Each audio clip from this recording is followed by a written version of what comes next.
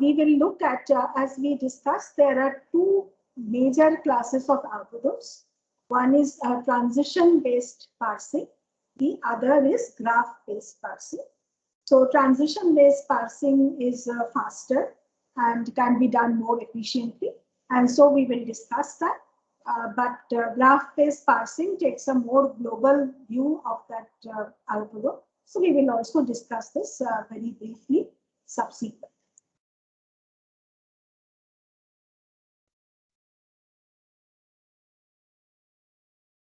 Let me share my slides.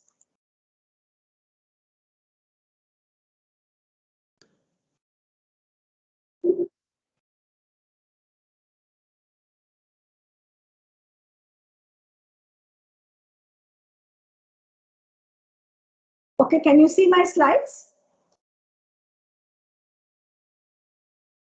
Yes, ma'am.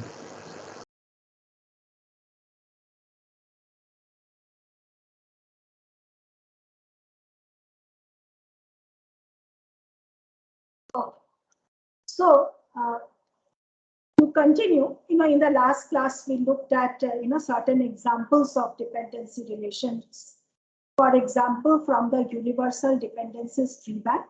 So you can go to this site, universaldependencies.org, where we will find a list of this relationship and a host of different tree banks. I've also, taken a snapshot of the relations which are there and uploaded that file. And if you wish, you can have a look at it.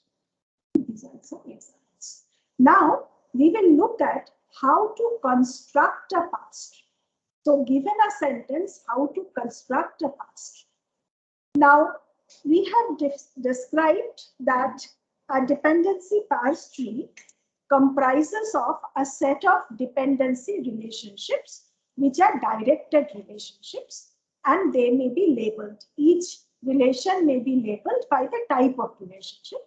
And as we saw that, some of the types that we have seen are nominal subject, direct object, adjective modifier, determiner, and so on. Now, we also sometimes put a constraint on the type of the, so we said we have a set of edges. So we put a constraint on the set of edges. For example, it is often good to assume that these set of edges form a tree. So a tree is a type of structure. So this is also a rooted tree where there's a single root, and all the nodes are connected, and every node has exactly one parent. Okay? And if you have a sentence having n words, a tree has exactly n minus 1 edges. So words can have one head, and every word must have a head. So each word has exactly one head. The structure is connected and rooted. And it also means that from the root to any of the word, there is only a single path. Okay. So what we would like to have for given a sentence like I booked a morning flight, we want to find a tree. For example, the tree, we are here looking at an unlabeled tree. This tree will comprise this set of 4 relationships. Now, as I said, there are two major types of algorithms to construct a dependency parse tree. So transition-based parsing usually uses a greedy algorithm, which constructs a tree one edge at a time. So it says, what is the next edge? So there are n minus 1 edges. It will construct one edge at a time, and the time taken is linear. The second type of algorithm, you start with a fully connected tree, a fully connected graph. So if you have n words, you connect each of the words to each other. So for example, if you have 5 words, book, I book a morning flight or whatever it was, from every word to every word, you put a directed edge. So you will have n into n minus 1 edges. So you can complete that. So you start with this complete graph, and then you find out, you either you remove edges until you get a tree, or globally you can find a subset of edges which form a spanning tree of this book. So first we will look at transition-based parsing, and as we told, the algorithm is usually a greedy algorithm. So a greedy algorithm is a paradigm where we take one decision at a time and we never revoke our decision. So what we do is that we start with an empty dependency tree and we add one arc at a time. And we start with the sentence and we move from left to right in a sentence, and then we take certain decisions, and which we will talk about. And then after we have explained what a transition-based parsing is all about, then we will see how machine learning-based classifiers can be used to make these decisions. So the state-of-the-art dependency parse trees, they use machine learning-based algorithms, whether it is transition parsing or graph parsing. So we'll come to that, but first we will understand how this transition parsing works. Now, so what the transition parsing, the way we formulate a parsing is that we define a configuration for every state. We assume that there is a starting state. I request all of you to put your mics on mute. Please put your mics on mute. Abhishek Shukla, please put your mic on mute.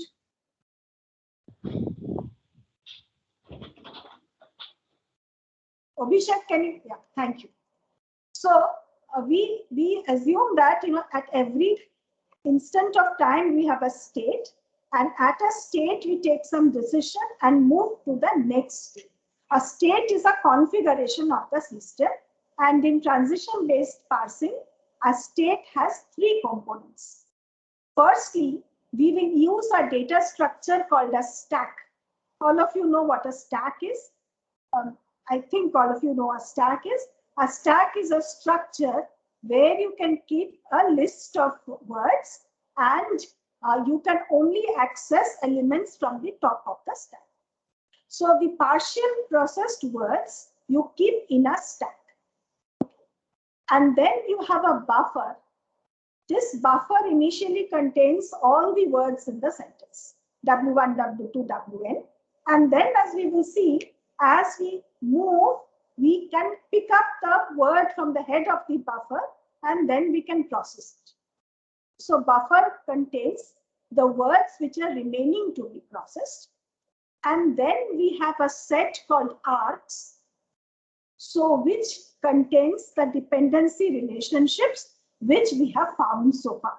Initially, this set is empty, and we will add relations as we go, and when we complete the set of relations is what defines our dependency tree. So this picture shows you a snapshot of the system. These are the three data structures: the buffer, the stack, and the set of dependency relationship. And then you have your control, your decision unit, so which is the parser. Initially, we will assume that it is an oracle. So you know what is an oracle? Do you know what is an oracle? No, ma'am. No? No, ma'am. So somebody knows what is an oracle? You have never come across this word? I mean, Oracle Turing machines. Wherever, I mean, just the English word oracle. To be able to predict the future. You should be able to, not necessarily the future, you should be able, oracle is something which knows everything. Something or someone which knows everything, which is omniscient. And it can tell you, it can always give you the correct answer. Right? You can refer to Greek mythology.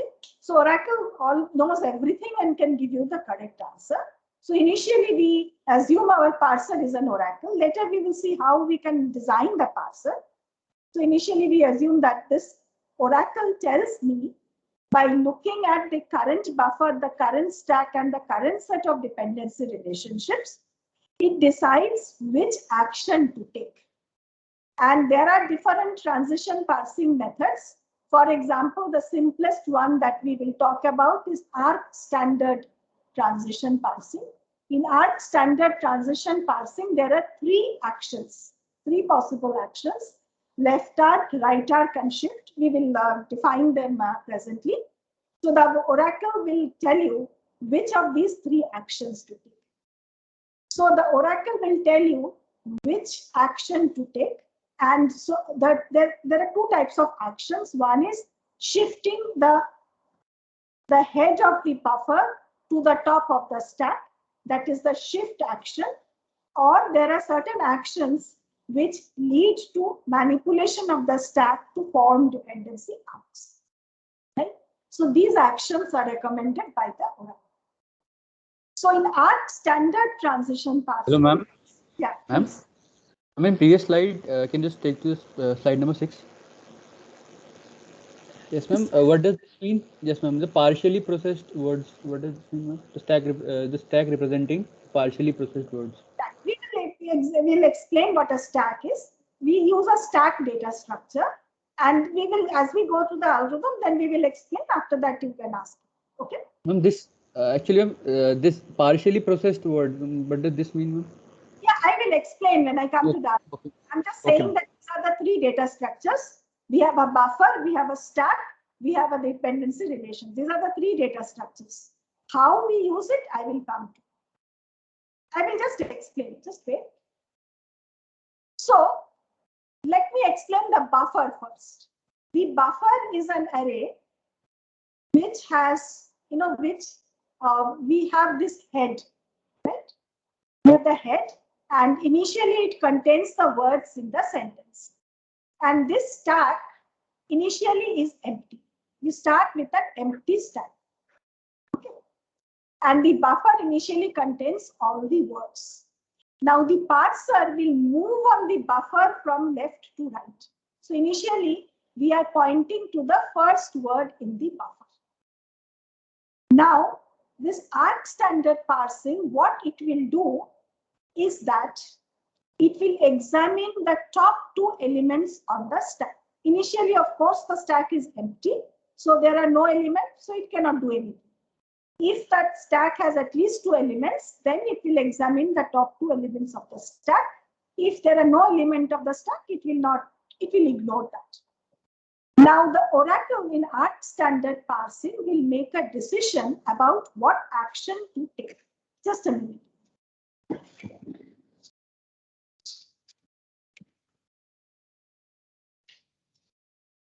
So it will tell you what transition to apply. So there are three actions. The one action is shift. The shift action is simple. Move the word at the current head of the buffer to the stack. For example, we can move W1 to the first element in the stack. And then we will remove it. So my buffer will now point to W2. Okay. So this is the shift action. There are also two other actions, left arc and right arc. In left arc, what you do is that now a stack is a structure where you can put your words. So let us say S1 is the word at the top of the stack. Okay. And initially we start with an empty stack, but as we saw, for a shift action, we are moving a word from buffer to stack. And slowly the stack may have some entries.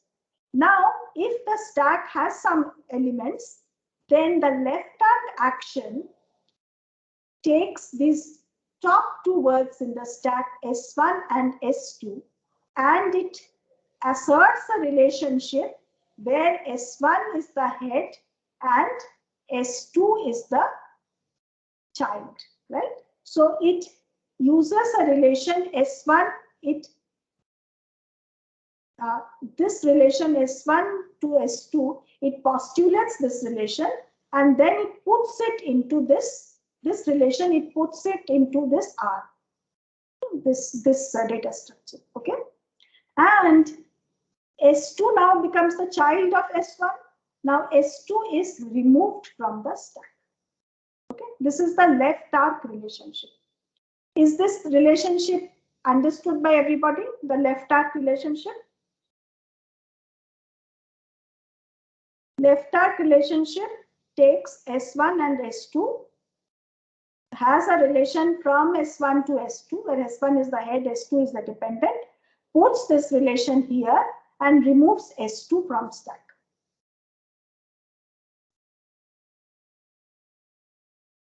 Is this clear?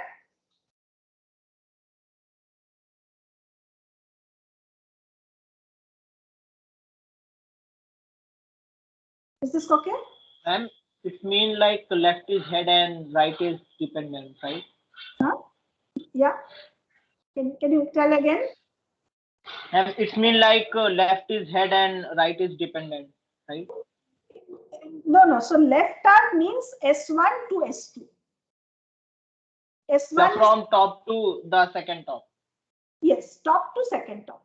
Right? S1 is the top, and the second word is S2.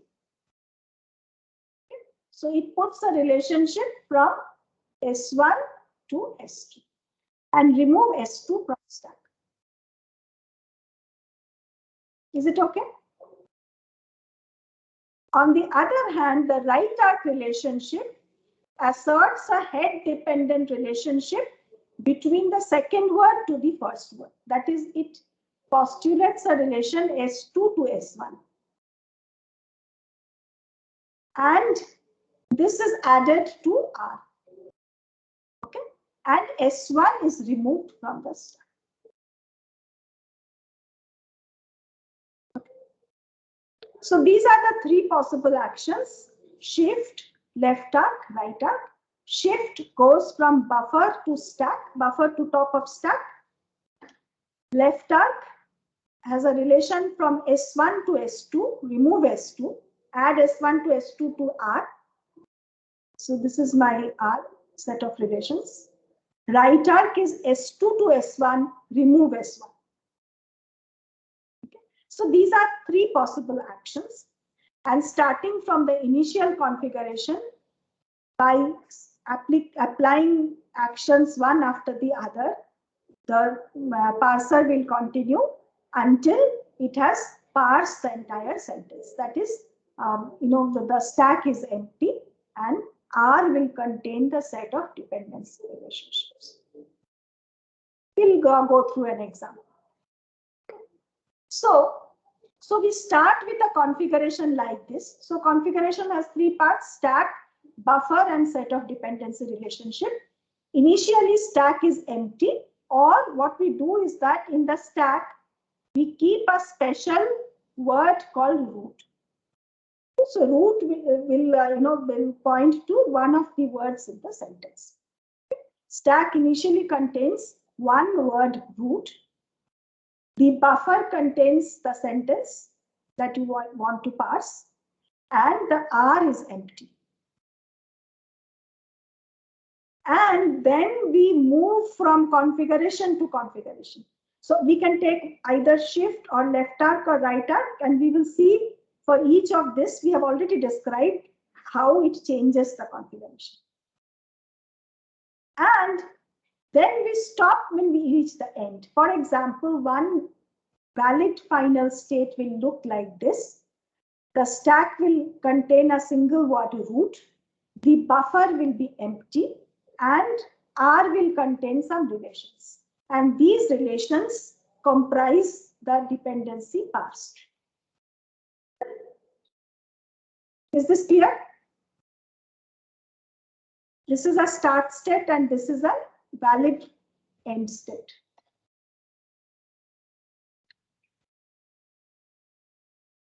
And we will come to examples. So the algorithm is very simple. This is the algorithm for dependency parse. Initialize the state with the stack containing the word root as the single entry, buffer containing words, and R is empty. And while you are not done, you call the oracle. on the current state. The oracle will return the action. In this case, there are 3 actions. The oracle will return one of these actions, right? And then you apply that action to the current state so that you will get the next state. And then we will continue. We will continue until you reach the end. The end could be a valid pass, or it could be a configuration which shows that the valid pass could not be found. Is this okay? Any questions on this algorithm?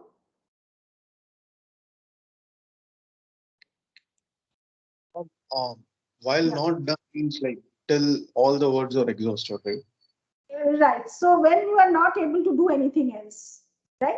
For example, if no word is there, you cannot do shift. If the stack does not contain at least 2 words, you cannot do left arc or right arc. Right? So this is until you can continue applying operators. Okay. Any other question?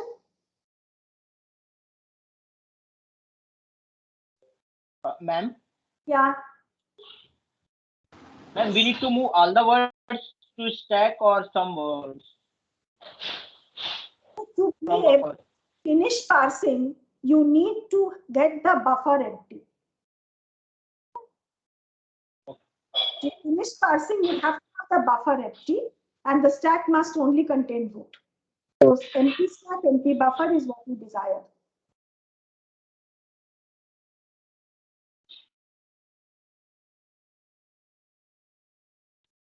Now let us take an example. So we take this sentence, I booked a morning flight. And my start state has the stack contains root, buffer contains this sentence, and R is empty.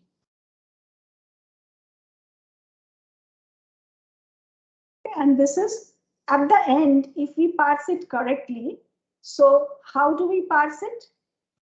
So we know that booked is the root. And booked to I, booked to flight, flight to flight to morning.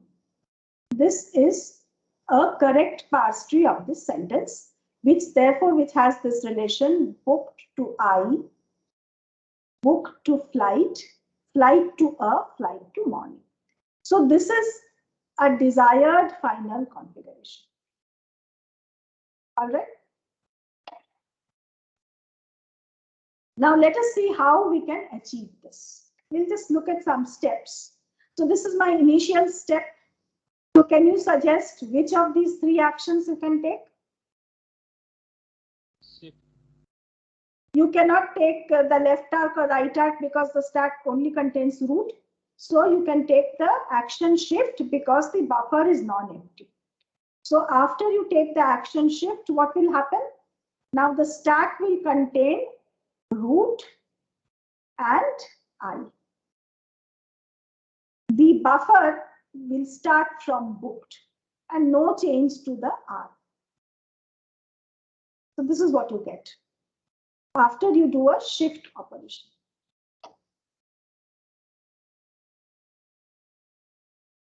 Now suppose you have this configuration after another shift. Suppose you have shifted booked also to the stack.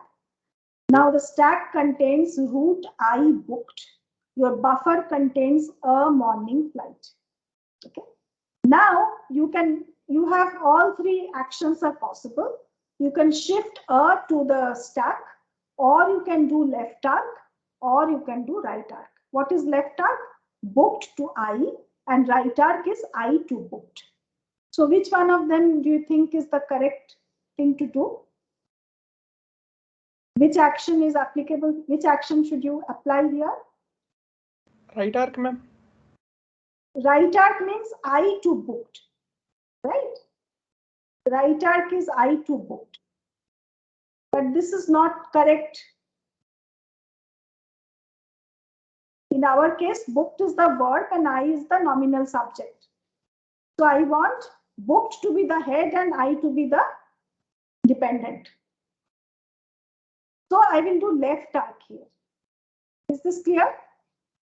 My desired state has booked to I. Okay, this is my desired relation. So I want booked to I to come, and therefore I will take left arc. Is this clear? Yes, ma'am. And if we apply left arc, what will happen? This booked to I will go to R, and I will be removed from the stack. So what we get is this. Now my stack has only root and booked. Buffer continues same, and I have added booked I to my R. Okay. So this way we can continue. For example, the next, what will, can you suggest what is the next action after this? Shift. We can shift to booked, sorry, to the stack. We can shift morning to a stack, right? And so we can continue. Suppose after some number of steps, we have this configuration: root booked a flight in the stack, buffer is empty, and these are the two arcs that we have found. Now this is my partial tree. What is my partial tree? My partial tree has booked to I and flight to morning.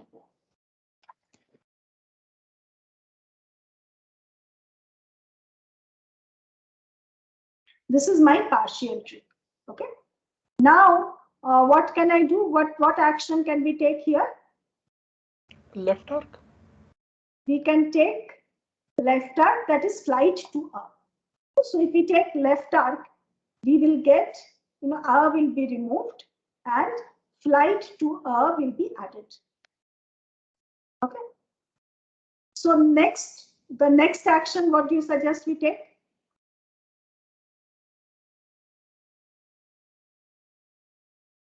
Right arc.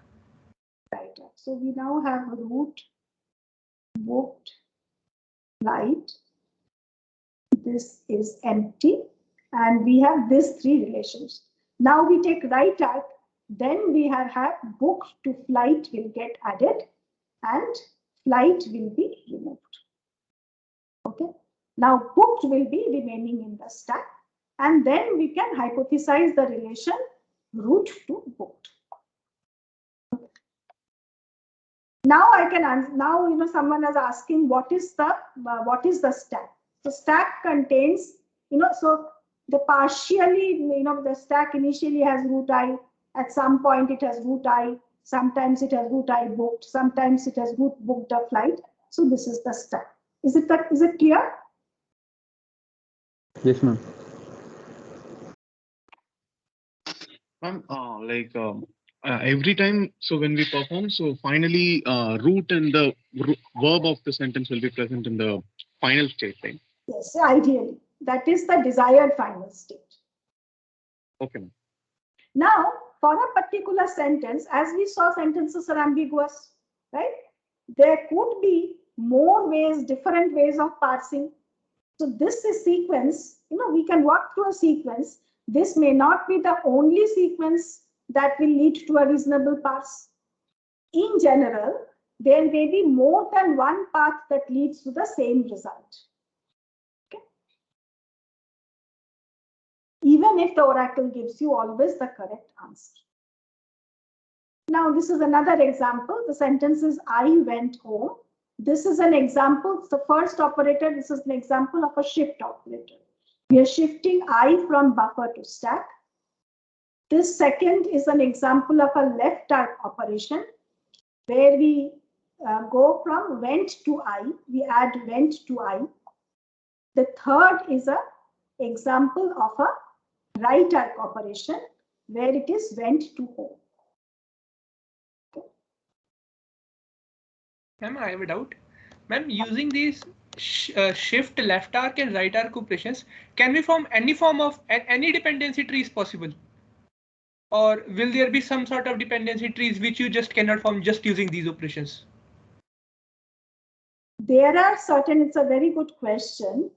There are certain dependency trees, which are non-projective.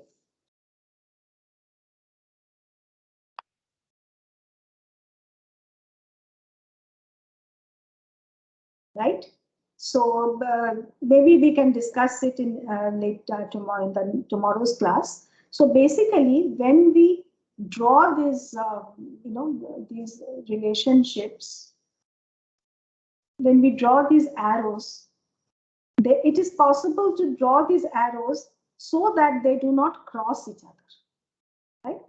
In a non-projective parse, or even when you draw a tree, when you draw a tree, you can draw the tree so that the edges do not cross each other. That is for a projective parse tree. For a non-projective parse tree, the edges may cross.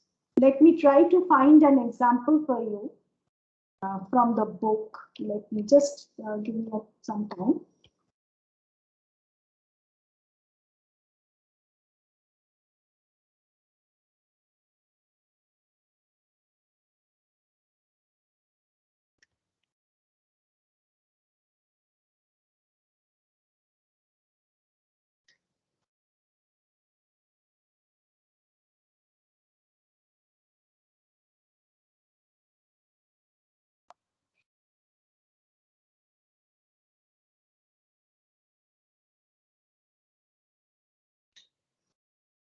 Now I will just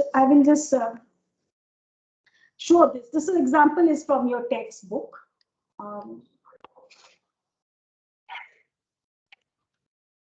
Let me.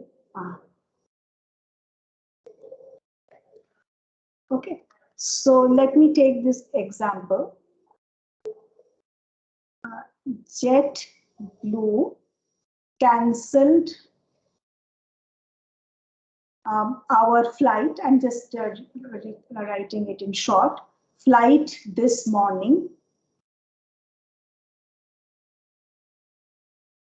which was already late.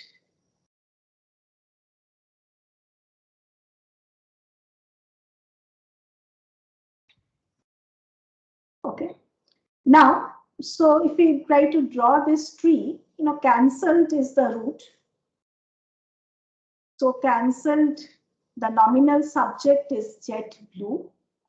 Cancelled to flight is the direct object. Now, this cancelled to morning is a modifier.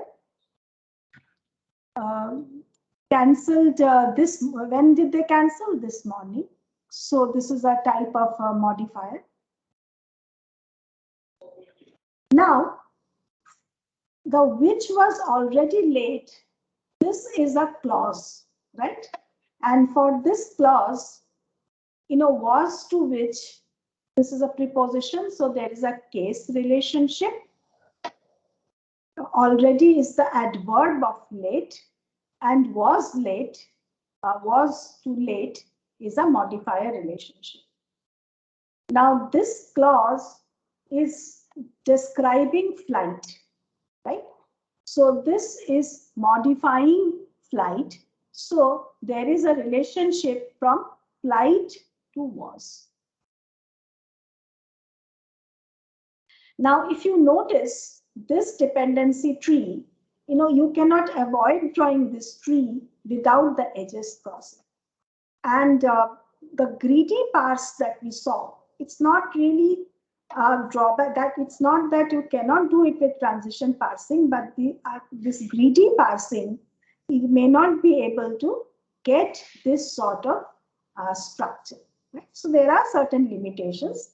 There are non-greedy parse algorithms for transition parsing using algorithms like beam search, where instead of not backtracking, you allow some choices. So where these can be parsed. Or there are other types of transition parsing where it can be handled. But there are certain types of structures where transition parsing may have a little difficulty. Is this okay? Yes, got it. Ma'am, so like, can we say that only rooted or binary trees are only possible in this parsing? If it is a projective binary tree, projective parse tree, then it is very easy, right? And most of the, if you look at the English tree bank, most of the sentences are projective parses. There are examples like this one, which I showed, where it is non-projective.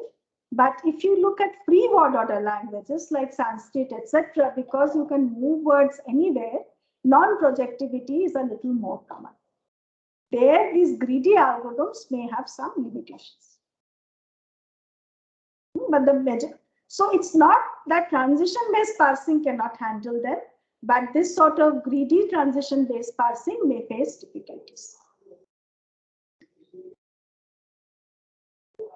Is that okay? Yes.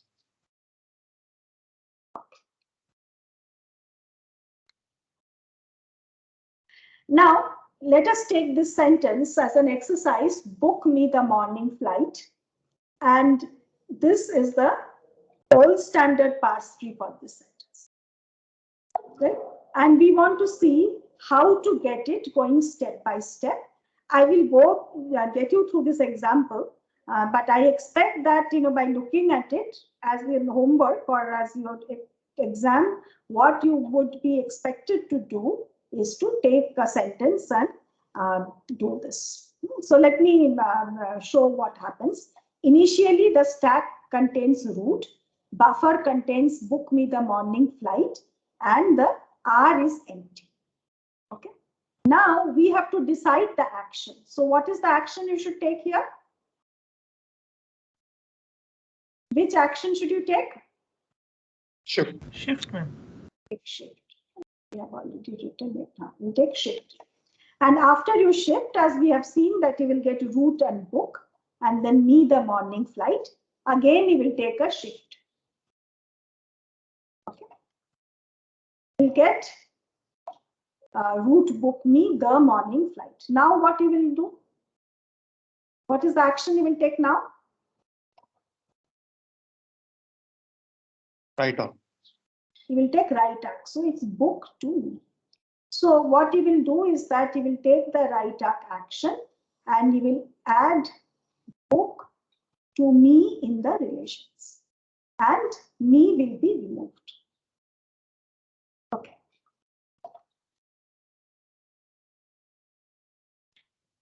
And so on, you can continue.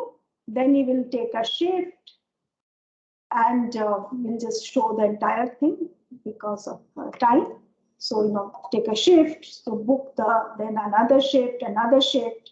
So you have booked the morning here, flight here. Then we can take left arc, that is flight to morning, and therefore morning is removed. So root book the flight, morning to flight is added to R. Relations are only added. So we are only showing the currently added relationship. Then another left arc, so flight to the, and then this is added, and then a right arc, that is book to flight, which is added here, and then you have root to book. So finally you have root to book via a right arc, and this is your final configuration. Is it okay?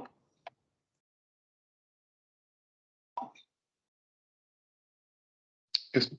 Yeah, now the main thing is that now we are just doing it manually based on our understanding. So we want to create an oracle. I mean, we cannot create an oracle, but we want to predict, which action to take at a given time. So the oracle will greedily select the appropriate transition, and we can design this oracle by using machine learning. So for machine learning, as you know, what we need is training data. And from the training data, we will try to learn from the current state which action we should take. Okay. So what sort of training data, what should an instance look like? It will have a configuration. Configuration is a 3-tuple comprising of the buffer, the stack, and the relations. Right? From the configuration, we have to predict which action. Out of, let us say, shift, left arc, right arc. So these are the three actions. We have to decide which one to take. So from the configuration, we can represent the configuration by some features, and we can have a machine learning algorithm which will take the features corresponding to the configuration, and we can have three outputs corresponding to these three actions, and we can use softmax to decide which one of them to take. Now, there are two things we have to worry about. One is, how do we create a training data, right? So in a tree bank, what do we have? In a tree bank, we have sentence and the tree of a sentence. But what do we need for the training set? We require a configuration and an action. So from the tree of a sentence, we have to find examples of configuration and action. So how to create the training data? That is the first step. The second step is, once we have the training data, for a configuration, we have to use a machine learning algorithm. Now, there are two types of algorithms that you can use. One is classical machine learning algorithms, where you hand design the features, and you can use certain algorithms like, for example, multinomial classifier or support vector machine on decision tree, etc., to decide which action to take. Or you can use a neural classifier, where you will have a way of representing the configuration via some type of embedding. We talked about word embedding earlier, and we will talk about other embeddings later. And then again, the output would be the different actions. Now, we will first talk about how the training data is generated. Okay. So we start with a gold standard parse tree for a sentence. A tree bank has number of such parse trees. For each of these parse trees, each of these reference parse tree, we decide we want to come up with, for this parse tree, a set of, this configuration action pairs, C2, A2, C3, A3. All these we can get from a parse tree. So this is what we want to get. Now, these pairs should be such that, those pairs, the tree bank comprises of this, this A1, A2, A3, A4, they must be belonging to the tree, right? But at which configuration this action could have been applied, for that we have to use our understanding. Okay. Now, this is an algorithm to create this sort of training data.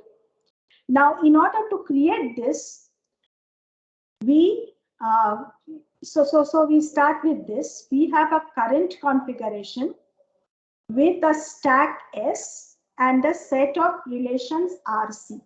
In a particular configuration, suppose this is C1. In C1, we have a stack S1, a buffer B1, and RC1. Okay. Now, we also have the reference parse of the entire tree. So reference parse is the set of all relations in the gold standard tree, and RC1 is usually a subset of R2. Okay. Now, this is how we proceed. We first look at the stack. If we find S1 R S2, that is S1 to S2, if we find that it is included in the reference parse, then we say that in this configuration, left arc is the action. Okay. If we find that S1 to S2 is there in the reference parse, then in this configuration, the left arc action we can choose. On the other hand, if this is satisfied, we then move to the next step. If this is not satisfied, we check if right arc is applicable here. For that, for right arc to be applicable, two conditions have to be satisfied. The first condition is that S2 to S1 must be there in the reference parse. Also, we look at, so if we are adding S2 to S1, what we are doing, if we are adding S2 to S1, we are removing S1 from the stack. Okay. So if you are going to remove S1 from the stack, what is the difficulty? The difficulty is that if there were other relationships for which the head was S1, those relationships cannot be now found.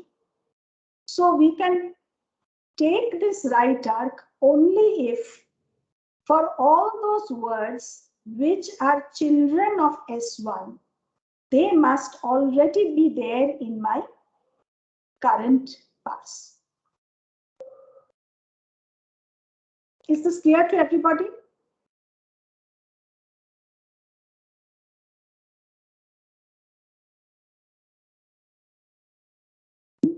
So please think about it. This is what greedy algorithm is all about, that it selects the maximum thing. That the thing is written in left. It's not a greedy algorithm. This is the way to create the tuples, the instances from a given parse tree. But this is also maximizing the thing, that most of thing comes under it, and then finally it is finding the relation. It is trying to find that we postulate those instances so that when you go from the initial state to the final state, through those configurations and actions, you can get there. This is the inverse. Your objective is, given a sentence, to create a parse tree, right? And from a sentence, you do not directly go to a parse tree. You go through, if you use a greedy algorithm, you go through a sequence of greedy steps. Each step, you from current configuration, you decide the action. So if at C1 you apply the action A1, you will go to a configuration C2. C2, if you apply A2, you will go to C3. Like this, finally, you will go to the final configuration CF. Okay. I want to create the possible C1, A1, C2, A2, C3, A3, so that from C1 we can go to CF.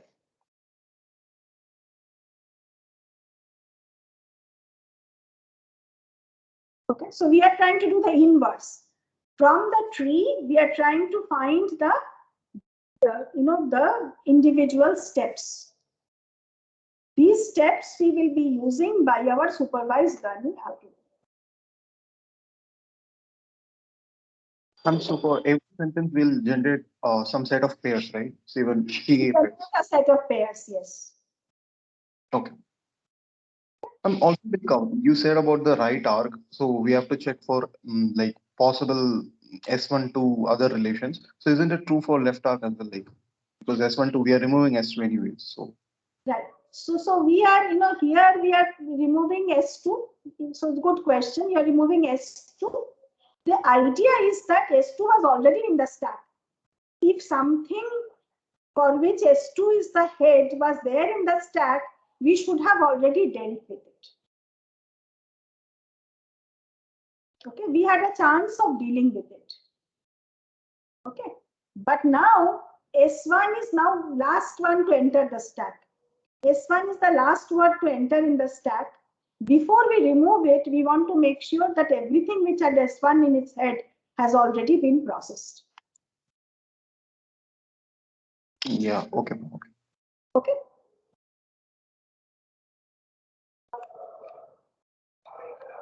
Any other question?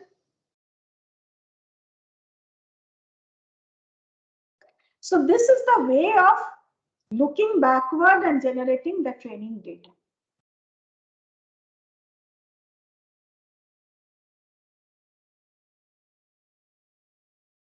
Okay.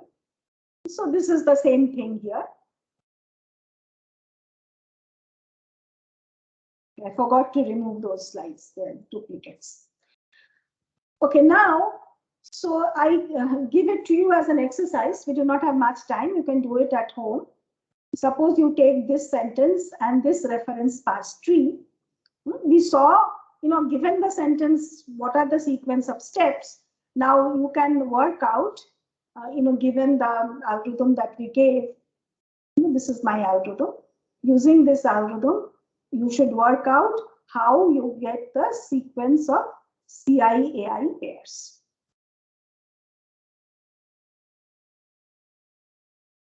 Okay, so I want you to work out. If you have any questions, we'll discuss tomorrow. The next thing I want to tell you is that, so far we're just looking at, shift, left arc, right arc. But when we have a left arc or right arc, we also want to know what is the relation. Is it an n sub relation? Is it a DOBJ relation? Is it a mod relation? Is it an A mod relation? So you want to know the label of the relation. So instead of having only left arc, right arc, you can have left n mod, right n mod, left n sub, right n sub. So if you have 40 relations, so for each of the relation, we have left arc relation 1, right arc relation 1, left arc relation 2, right arc relation 2. So we have 80 such actions, plus we have the shift action. So if there are 40 types of dependency relation, there are 81 possible transition operations. So my neural network or my oracle now will have 81 actions, and it has to choose one of these 81 actions. Is it okay? Yes, ma'am. So this is the classification problem. Yeah, this is the same thing. Yeah, so we can define it as a supervised classification task. So given the current state comprising of stack, buffer, and R, we predict the next action. And that we can have, if we do not consider labels, there are 3 possible actions. If we consider labels, there are R into 2 plus 1 actions, where R is the set of relations. Now, if you want to apply machine learning, for a current configuration comprising of the stack, the buffer, the relations, we must compute the features. And typically the features that one can consider are features of the words in the beginning of the buffer towards the top of the stack. And what type of features? You can consider the word form. You can consider the lemma or the root of the word. You can consider the part of speech of the word. You can consider different morphosyntactic features like case marking for those languages which are morphologically rich, and so on. Okay. You can consider certain features of the dependency relationship. So based on these entities, you can identify some features, and you can have a model or a hypothesis in terms of this feature. Okay. For example, you can have suppose you use a linear classifier. Suppose you have features F1, F2, Fn, right? So you can have W1, F1 plus W2, F2 plus Wn, Fn. So on that you can apply, etc. the tasks. So you can identify the features that you require. Are we looking at the entire stack or just the top of stack? Typically, because the most important entries are the top of the stack, so you can only use the 2 words on the top of the stack. However, if you want to get more information, you can look at a few other words also towards the top of the stack. Yes, Typically the first word in the buffer, but maybe first 1, 2, 3 words. Ma'am, how is the relation R that playing a role inside this? Only we can consider the length, right? Is there any other feature we can have? So we might want to look at what relations we have already got. I will give an example. Suppose a verb has a subject, right? If I find that already a nominal subject relation is there, it may be less likely that another subject is there. Yes, ma'am. Okay, so some constraint, what is already what we have found that can help decide what else we are looking for. Okay. We have already found a determiner, another determiner is less likely.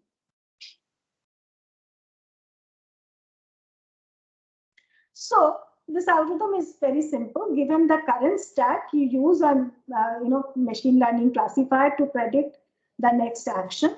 And the greedy classifier, at each stage, we will ask the classifier to predict the next transition. And we select the best transition and apply it. So this greedy algorithm is order n in the length of the sentence, because every action, you are either doing a shift or creating an arc, right? How many shifts can you do? If there are n words, you can only do n shifts. And if there are n words, there are n minus 1 arcs, so you can create n minus 1 arcs. So overall, n plus n minus 1 steps, right? So the total time is linear. Of course, the greedy algorithm, there are certain limitations, because once there are few things. First of all, one sentence may have multiple parses, so you will only get one parse. Secondly, if you make a mistake somewhere, that mistake cannot be undone. So instead of a greedy algorithm, sometimes people can use an algorithm like beam search, where instead of looking at one action, you choose at every step, you choose k best actions. So at the step 1, you choose k actions. Step 2 also you choose k actions. Now out of these k square action pairs, you again keep the best k. Right? So that is greedy, that is beam search, which can be a little better than greedy search. But greedy algorithms actually work quite well. So we stop here today. In the next class, we'll briefly talk about a neural classifier for transition parsing, and also briefly about global parsing, that is graph-based parsing.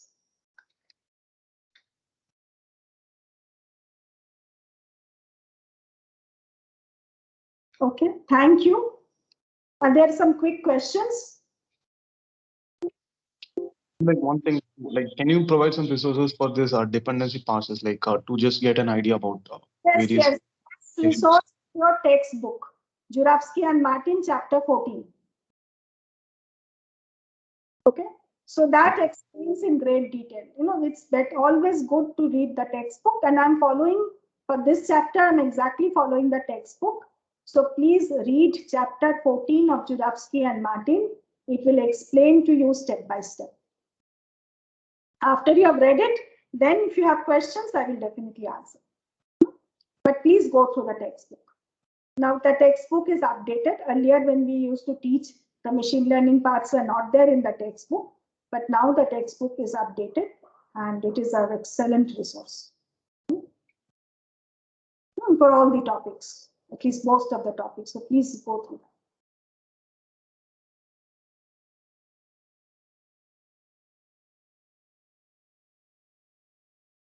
that. Okay, everyone. Thank you. Thank you. Thank you, ma'am. Thank you, ma'am. Thank you, ma'am.